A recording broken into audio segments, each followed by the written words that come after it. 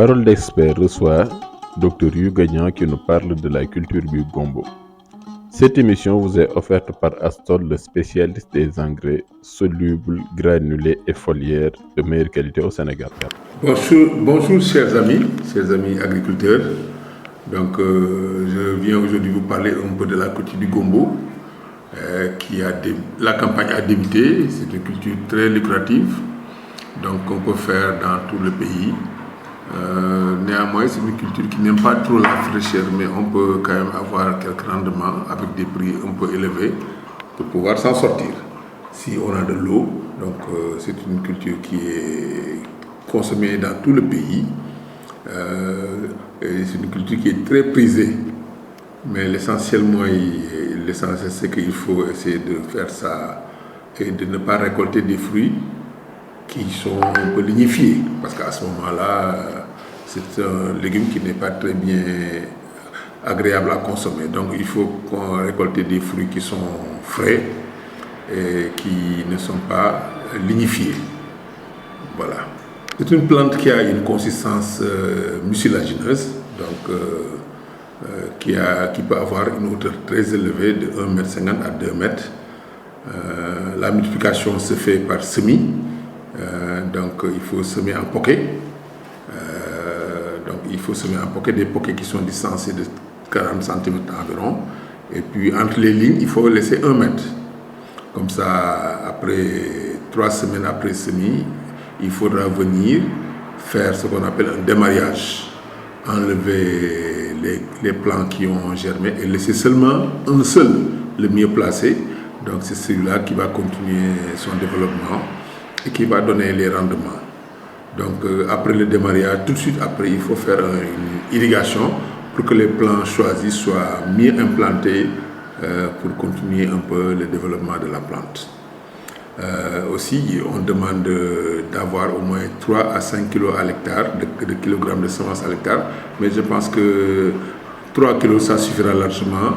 Après prégermination, il faut faire la prégermination. Comment on fait la prégermination? Il faut tremper les graines à peu près 24 heures dans de l'eau tiède.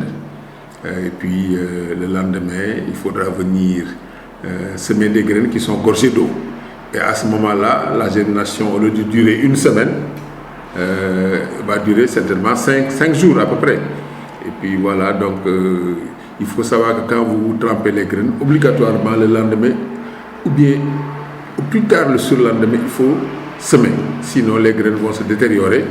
Et puis voilà, c'est des graines qui sont un peu très capricieuses. Donc il va falloir les semer après une prégermination de 24, maximum 48 heures. On va parler du sol.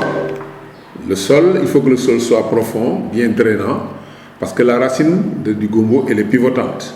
Elle peut aller très loin. C'est pour cela qu'on dit que le gombo est une plante qui résiste beaucoup à la sécheresse. Donc voilà, il faut faire une fertilisation organominérale avec du fumier, avec de l'engrais, 10-20. Bon, mais il y a une société qui s'appelle Astol qui fabrique ce qu'on appelle un engrais organominéral, donc qui réunit les deux critères.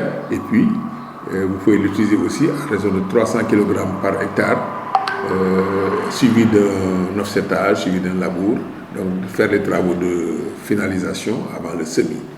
Il y a aussi une fertilisation de couverture qu'il faut faire avec de l'engrais minéral. Là aussi, le Top Ferti dont j'ai fait allusion tout à l'heure pour l'engrais organominéral, qui s'appelle Top Ferti T10, qu'on utilise en fertilisation de fond. On peut aussi l'utiliser en fertilisation de couverture à 30, 50 et 70 jours après semis, suivi d'un léger griffage. Là aussi, c'est une pratique. Mais aussi, je voudrais que vous insériez dans votre pratique culturelle les engrais foliaires.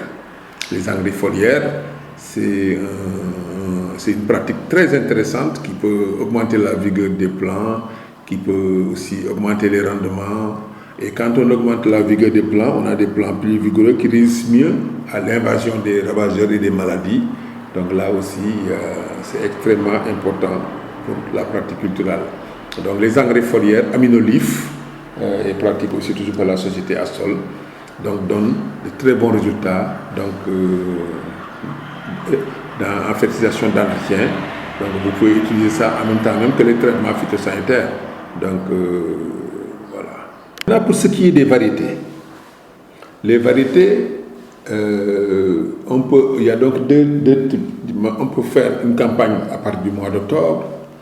Donc voilà, donc il y a la rouge de Thiès, la Pousseau, POC 12, et il y a aussi une autre gamme de variétés à partir du mois d'avril jusqu'au mois de septembre, donc y compris l'hivernage.